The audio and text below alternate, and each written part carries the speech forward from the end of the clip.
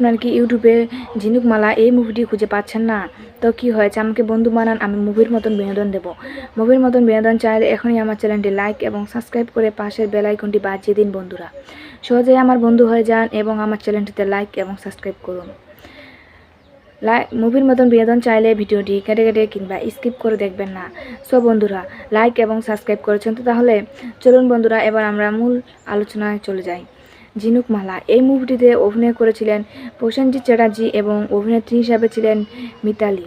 So বন্ধুরা, এই মুভিটিতে আরও অভিনয় করেছিলেন বাসন্তী চট্টোপাধ্যায় এবং সুমিত গাঙ্গুলি, গীতা এবং সুমিত গাঙ্গুলি, সুস্মিতা এবং দুলাল রাহিলি ও অনুরাধা রায়।